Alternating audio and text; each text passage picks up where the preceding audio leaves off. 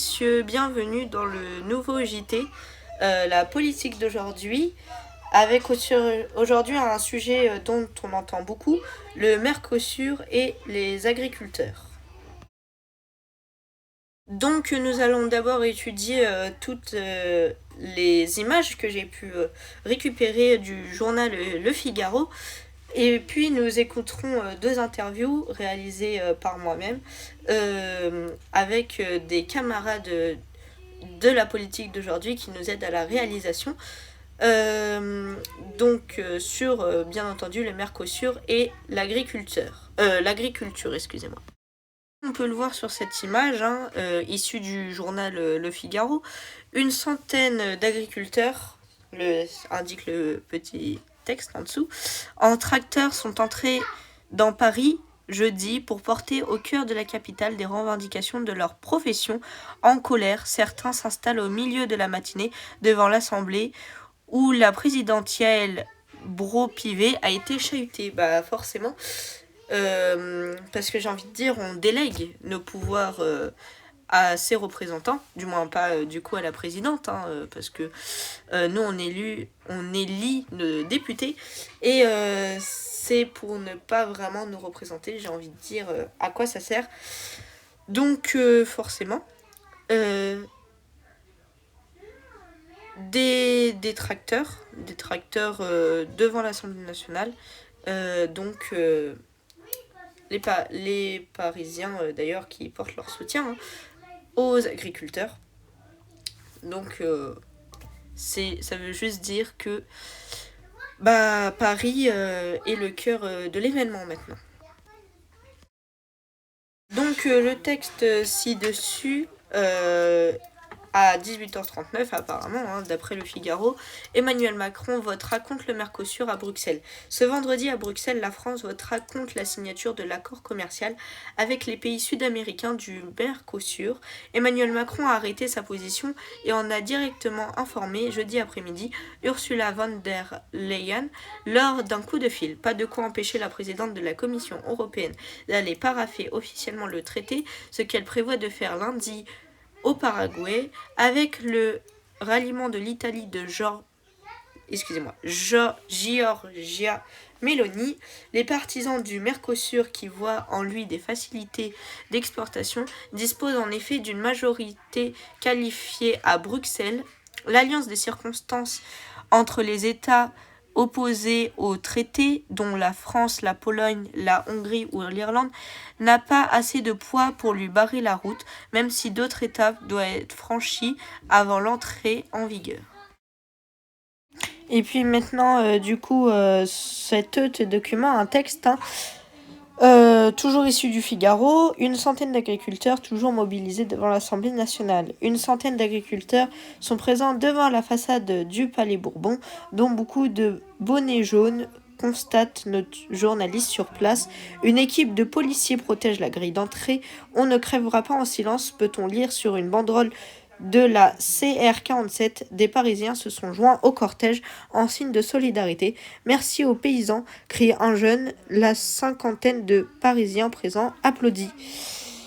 Une preuve que la jeunesse est solidaire aux agriculteurs et que tout le monde est compréhensible par rapport à ça. Enfin, le dernier document avant l'interview de Mickaël Tourniquet, une photo d'un barrage d'autoroute, si j'en crois les sources, et un petit texte faisant fi des intempéries, des interdictions préfectorales ou des derniers gestes gouvernementaux. Les convois de tracteurs de la coordination rurale tentent de rejoindre coûte que coûte le centre de Paris jeudi pour manifester la colère du monde agricole. On viendra coûte que coûte crier nos revendications, a déclaré l'AFP Éloi Nespoulos, président de la coordination rurale d'Occitanie, à la tête de 40 tracteurs. Et maintenant, place à l'interview avec Mickaël Tourniquet. Donc nous retrouvons Monsieur Tourniquet pour son interview sur le Mercosur qui est envisagé d'être accepté par le gouvernement français et plus généralement le gouvernement européen?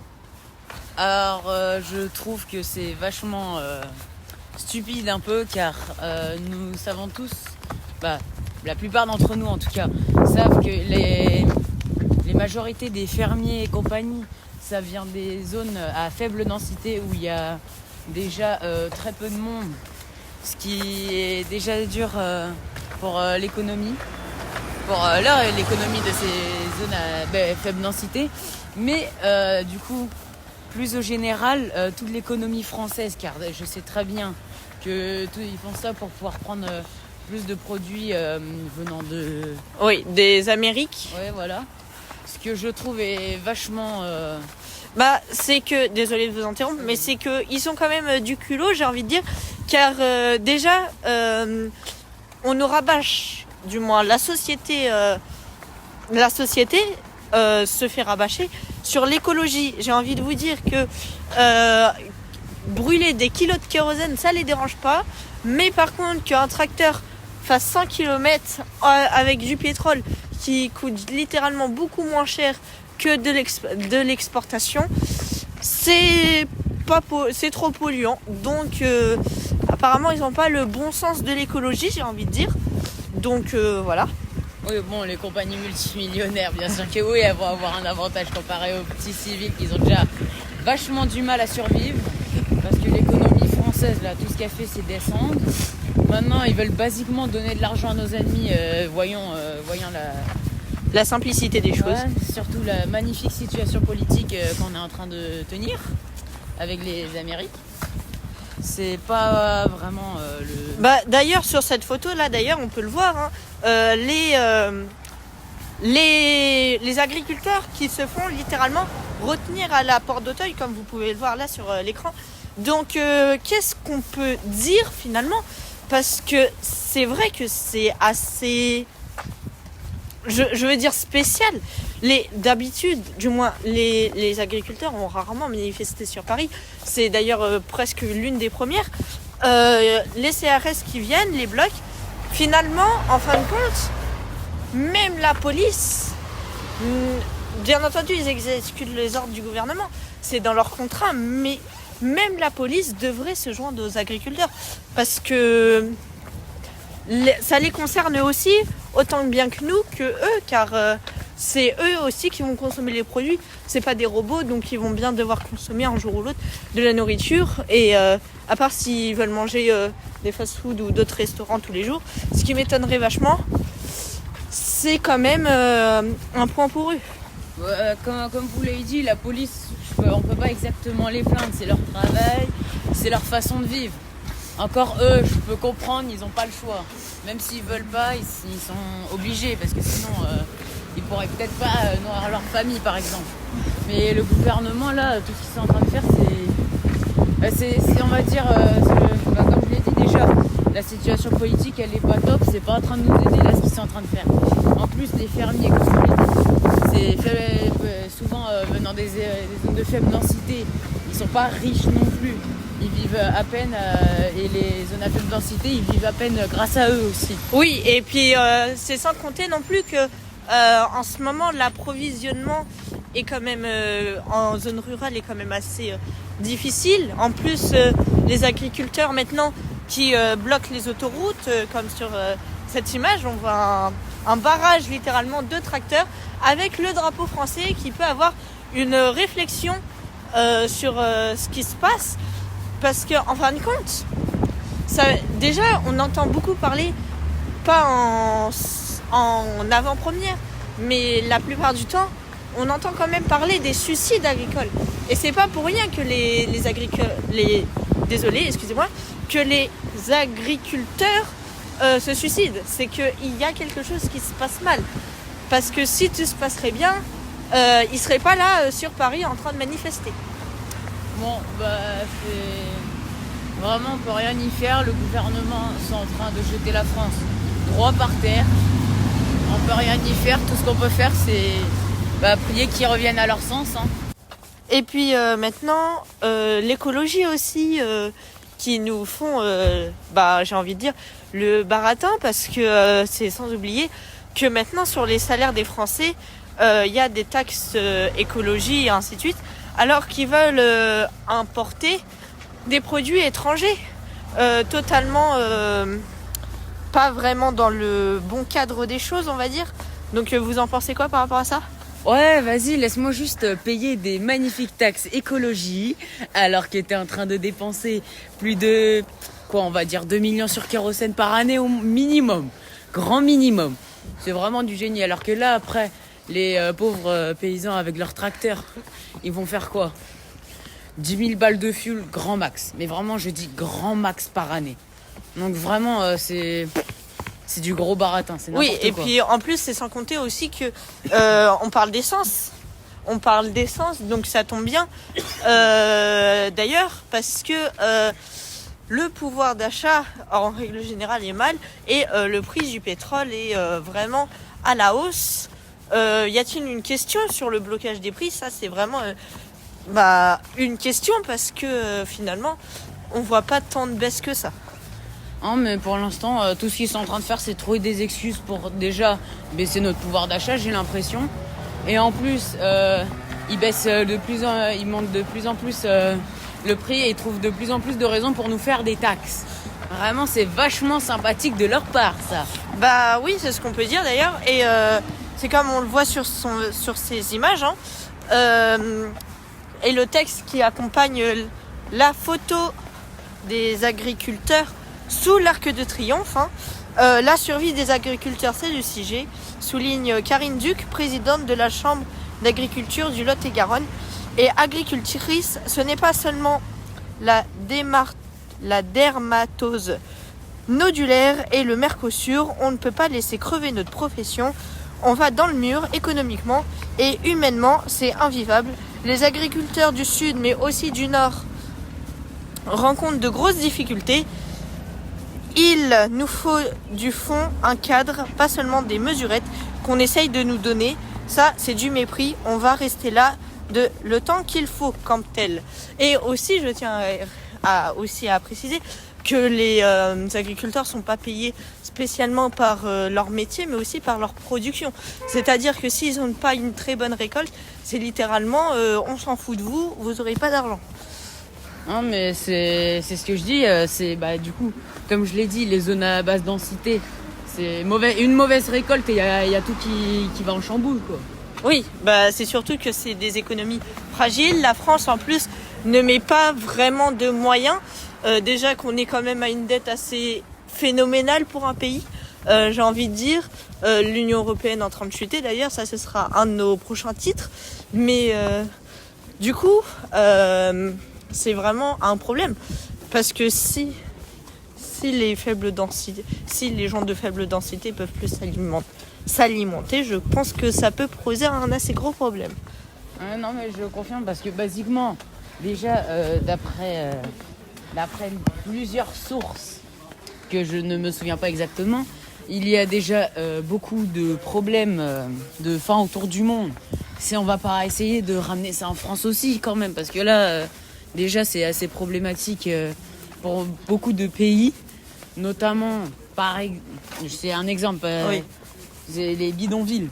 Oui, ça, oui. C'est un très bon exemple, oui, j'ai envie de dire. C'est des zones qui sont pas très communes en France, certes, il y en a quand même, mais c'est pas extrêmement commun en France comparé à certains pays. Mais là, c'est vraiment pas bon en fait. Non. Oui, et puis c'est sans oublier aussi que maintenant il y a les CRS qui sont arrivés sur un barrage vers Carcassonne, je crois. Et je crois que c'est ça. Et je crois ils ont tous dit vous remballer par ordre des préfets. Excusez-moi, mais comme on avait dit, finalement les préfets sont peut-être pas les meilleurs placés. Et c'est-à-dire que ça peut être particulièrement compliqué, surtout comme il y a marqué sur ce texte, la FNCEA, donc je vous mettrai l'acronyme juste en dessous, annonce qu'elle appelle à manifester le 20 janvier à Strasbourg. et on est déjà le 14. Donc est-ce que finalement c'est pas quand même une guerre, on va dire, dans la France, parce que là ils veulent aller à Strasbourg manifester devant l'Union Européenne. Finalement ça peut porter à des révoltes.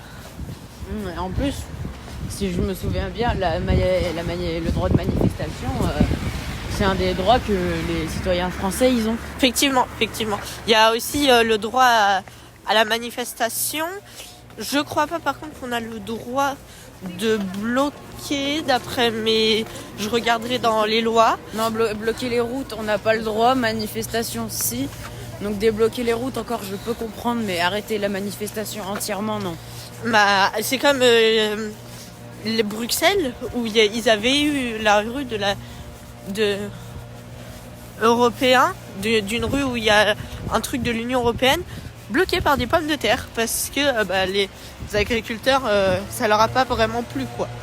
Bon, bloqué par des pommes de terre, j'avoue, déjà c'est un peu du gaspillage. Non, je veux dire que c'est les agriculteurs qui ont bloqué la rue avec des pommes de terre. Oui, non, mais c'est ce que je l'avais compris, déjà que c'est un peu de gaspillage, et aussi vachement ironique, je tiens à le dire, vu la situation, mais c'est créatif, en fait. Je sais pas trop quoi dire sur ça, en fait.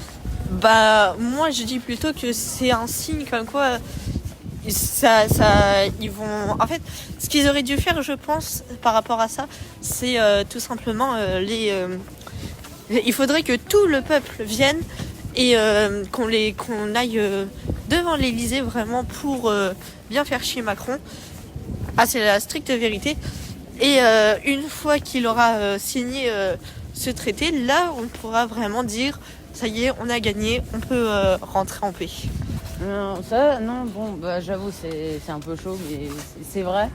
Parce que déjà, ça va ruiner la vie de milliers, voire même peut-être des millions de gens, de fermiers plus précisément et compagnie. Mais ça peut ruiner, déjà, ça va faire mal à l'économie, ça va faire mal à la France au total, quoi. Oui, et puis aussi c'est sans oublier qu'en plus du Mercosur, il y a le pouvoir d'achat des Français qui rentre en jeu sur tout simplement le pouvoir d'achat, parce que en fin de compte les Français en ce moment n'ont pas énormément de pouvoir d'achat, donc ça veut dire que s'ils favorisent plus le moins cher, ça va être forcément des produits importés, alors que si ils favorisent le plus cher, ça va être de la bonne qualité. Mais finalement, les Français en ce moment n'ont pas une super bonne situation économique, donc je pense que les Français vont favoriser, le moins cher. Donc forcément, ça peut porter à confusion. Donc du coup, vous en pensez quoi, excusez-moi? Alors bon, je peux comprendre du coup le moins cher. On n'a pas trop le choix du coup, comme vous l'avez dit, les pouvoirs d'achat, c'est pas le fort de la France en ce moment. Mais on sait tous que la majorité de la France préfère avoir des produits de qualité, peut-être un prix légèrement plus haut, que des produits qui sont absolument pas bons pour nous pour un prix plus bas. Effectivement, mais je suis totalement d'accord. Mais finalement, en plus, avec l'économie française, je suis désolée, mais une grosse dette et ainsi de suite, ça peut peser finalement dans la balance. En plus, ils n'ont pas forcément d'excellents salaires et le prix qui est toujours en flèche, le salaire qui lui est en diminution. Donc peut-être qu'à un moment, les Français vont peut-être se dire que du moment qu'ils ont de la nourriture, ça va, et que finalement le bio, l'agriculture durable, comme on dit, va baisser. Oui, c'est ça. Mais bon, c'est juste un autre des problèmes que ça pourrait causer si ça passe. Ce que j'ai juste appris que ça passe pas, j'imagine. On espère juste que ça passe pas, effectivement, parce que le Mercosur, ça peut ruiner tout un pays, ce qui est en train de se produire d'ailleurs. Pour certains pays de l'UE, comme... Moi, je donnerai pas d'exemple personnellement, mais la France, déjà, est en assez bonne ruine. L'euro qui est en train de chuter, mais ça, ce sera des prochains sujets. En tout cas, merci de nous avoir accordé cette interview. Vous avez autre chose à ajouter ? À part que si vous dites que le Mercosur c'est bon, c'est votre avis, mais il faudrait peut-être le repenser. Voilà. Donc, merci beaucoup de nous avoir donné cette interview. Mais de rien, non, mais c'était un plaisir. Au revoir. Au revoir. Et c'est la fin de cette première actualité de la politique d'aujourd'hui. Nous remercions tous les auditeurs et aussi les visionneurs. Merci de nous avoir écoutés pour la première édition et à bientôt pour la suite.